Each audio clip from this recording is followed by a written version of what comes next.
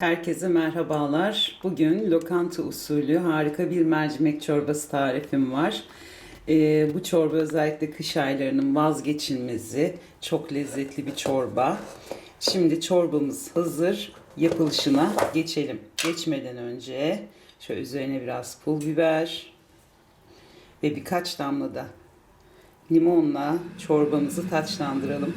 Afiyet olsun. Şimdi malzemeler ve yapılışı gelsin.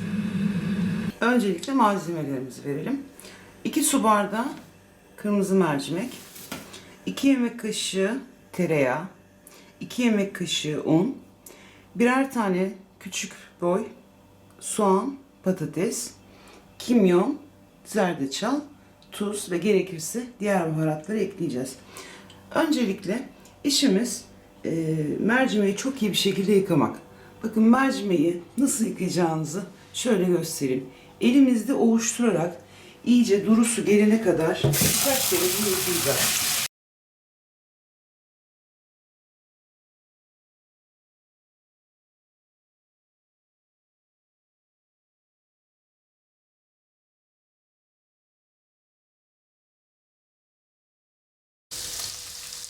Evet, mercimekler suyunu süzerken bizler tencereye 2 yemek kaşığı tereyağımızı aldık. Ve bunun daha böyle mercimeği uzun süre kavuracağım için tereyağının yanma derecesini biraz daha yükseltmek için içine biraz da şöyle fazla değil, tahta kaşıkla bir yemek kaşığı da sıvı yağ ekledim. Şimdi yağım iyice ısındıktan sonra mercimekleri atacağım. Geldik ikinci püf noktasına. İkinci püf noktası da şu: mercimekleri iyice kavuracağız.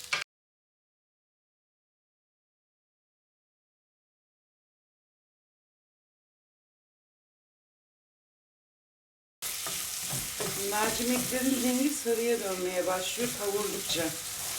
Tüm mercimekler böyle bayağı bir kavrulup sarı oluncaya kadar kavurma işlemine devam ediyoruz. Bu püf noktalarına dikkat ederseniz gerçekten lokantadakilerini aratmayan bir lezzete kavuşuyorsunuz.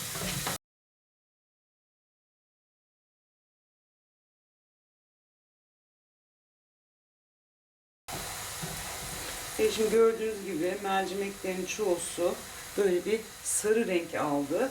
Şimdi bu aşamada doğradığımız patates ve soğanı da ekleyip beraberce çeviriyoruz. Patates ve soğanı fark ederseniz öyle rastgele doğradım. Çünkü zaten ezilecekler ve püre haline gelecekler içinde. Şimdi iki de bunlarla karıştırdıktan sonra üzerine sıcak su ekliyorum ve pişmesini bekliyorum.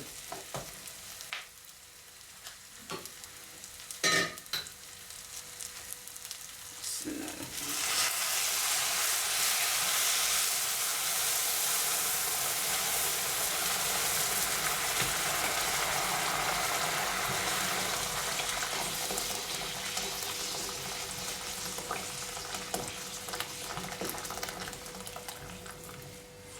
Bunlar iyice pişinceye kadar, patatesler ve soğanlar mercimekle birlikte püre kıvamı alıncaya kadar ara ara karıştırarak kaynatmaya devam ediyoruz.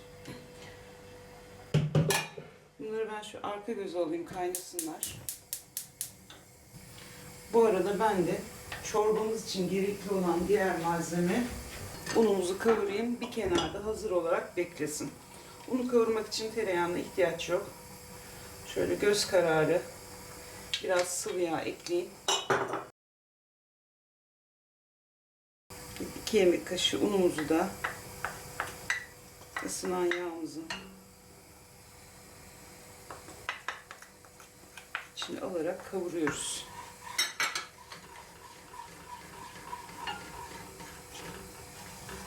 Un kokusu çıkana kadar, unun rengi hafif değişene kadar kavurma işlemine devam ediyoruz.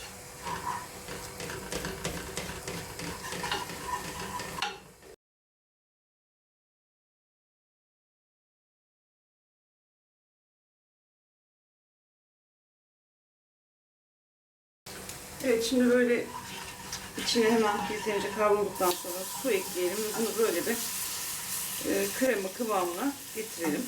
Bir kenara alalım. Suyu niye bu aşamada ekliyorum? Çorbaya bunu direkt eklersem topaklanmaları uğraşmak zorlayacak. O yüzden bakın hemen şöyle. Un kokusu çıktığı için bu kadar kavurma yeter. Hani rengi açık gelmesin. Bir de mercimeğin de rengini bozmak istemiyoruz.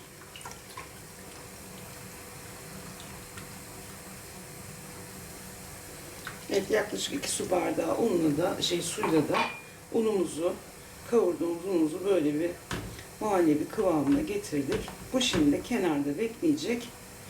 Mercimek, patates ve soğan iyice haşlanıp kevgirden geçirdikten sonra unla buluşturacağız. Şöyle bunu da kaldırmadan önce şu iki taşım kaynasın. Un tadı olmasın. İyice eriyip pişti malzemeler, içindekiler. Şimdi daha büyük bir tencere alıyorum ve içine bir süzgeç koyuyorum. Ve bunu kevgirden geçireceğim. Şimdi bunu blenderdan da geçirebilirsiniz ama işte püf noktalarından birisi de bu. Bunu kevgirden geçirip kalan posasını atmamız lazım. Ama blenderdan geçirince ne oluyor? Posa içinde kalıyor. Buna da dikkat edelim. Tabii blender daha kolay, blender da yapabilirsiniz ama kevgirden geçirip kalan posasını atmak daha güzel, daha lezzetli bir sonuç veriyor. Evet, şöyle. Çok da kolay oluyor, bakın. Kevgirden geçirme işlemini daha kolay yapmak istiyorsanız bu en son posa kaldığında üstüne biraz sıcak su dökerek ben diğer tencerede yapayım. Biraz daha kevgirden geçirin.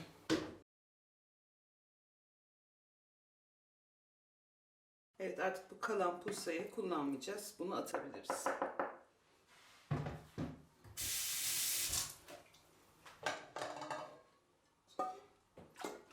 Şimdi ocağımızın altını tekrar açıyoruz.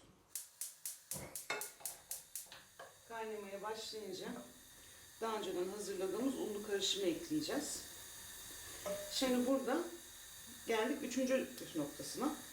3. püf noktamız bunun rengini biraz daha sarımtırak yapacak olan zerdeçal. Yalnız zerdeçalı kaynama aşamasında ekleyeceğim ve çok az ekleyeceğim. Bunun için en özel baharatlardan biri olan kimyonu şöyle bakın bir çay kaşığından da az olacak şekilde, çok abartmayalım. Kimyon çünkü baskın bir kokudur. Fazla abartmayalım. Bir kepçeyle şöyle kepçeyle alıyorum, unlu karışımın üstüne koyuyorum ve unu buna karıştırıyorum. Ve şimdi un karışımını çorbamıza ekliyoruz. Hızlıca karıştırıyoruz.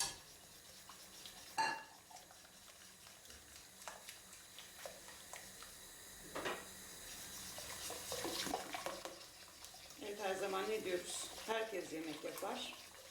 Ama püf noktalarına dikkat eden, elinin lezzetini yemeğe geçirebilen gerçekten güzel yemek yapar. Şimdi bunun için şu ana kadar en baştan itibaren neye dikkat edeceğiz dedik. Mercimeği çok iyi yıkayacağız. İyice piştikten sonra blender yerine kevgirden geçirmeyi tercih edeceğiz. Her aşamada başında olacağımız bir çorba. Biraz özen istiyor ama güzel bir sonuç ortaya çıkıyor.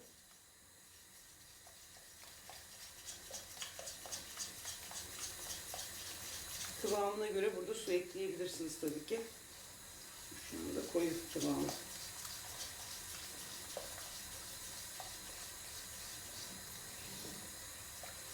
Evet, bakın kaynamaya başladı. Şimdi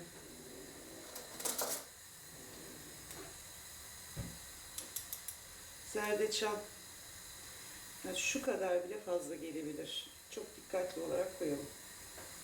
Ben şimdi şu kadar koyayım.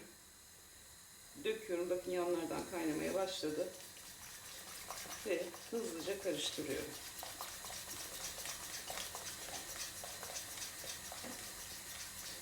Evet, rengi döndükçe dökelim. Birden dökersek bu sefer de yeşil bir çorba elde ederiz. O da güzel olmaz. Zerdeçalın tadı da böyle baskın olmadığı için sadece renk konusunda buna katkı sağlıyor. Tadında herhangi bir değişiklik yapmıyor.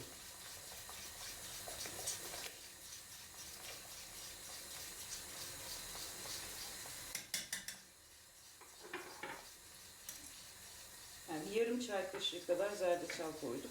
Yeterli geldi. Bakın rengi şimdiden gayet güzel oldu. Şimdi tuzunu ekleyebiliriz. Ben bunu biraz daha su ekleyeceğim. Şimdi diyeceksiniz ki bu kadar çorbayı ne yapacağız? Biraz çok oldu tabii ki. Bereketli bir çorba. Ama olsun, biraz uğraştığımız için de bari çok olsun. Ne yaparsınız size hemen söyleyeyim. Şimdi ben birazdan yapacağım, size de göstereyim. Şöyle bir temiz kavanoz alın. Sıcak sudan güzelce geçirin içine. Çorbanın bir kısmını kavanoza koyun. Daha sonra sıkıca kapağını kapatıp ters çevirin. Birkaç saat öyle soğusun, kapağı çökecektir. Ve ondan sonra buzdolabınıza koyun. Şu canınız çorba istediğinde, bir misafir geldiğinde, başka bir yemeğin yanına hemen böyle açın. Tencereye döküp ısıtın, çorbanız hazır. İnanın ilk yaptığınız lezzette kalıyor. Çalışan kadınlar böyle pratik fikirleri ihtiyaç duyuyoruz. Böyle destekleri ihtiyaç duyuyoruz. Dolabımızda fırsat buldukça hazır yemekler koyup atmaya çalışıyoruz. Bu çorbaları kavanoza koymak da benim çok işime yarıyor. Genelde çorbayı yapınca ölçüsünü çok yapıyorum. Ve mutlaka bir kavanoz dolaba ayırıyorum. Evet, çorbamız hazır. Şimdi bu aşamada isteyen tereyağını ısıtıp içinde biraz da pul biberi yakmak değil de pul biberini de biraz rengini alacak kadar ısıtıp tabaklama aşamasında sos olarak dökebilir, yapabilir. Evet, çorbamızın bütün aşamaları bu kadar. Afiyet olsun. Umarım beğenirsiniz. Beğendiyseniz lütfen kanalıma abone olup zil tuşuna basmayı unutmayın. Zil tuşuna bastığınızda paylaştığım bütün tariflerden anında haberdar olursunuz. Şimdiden afiyet olsun.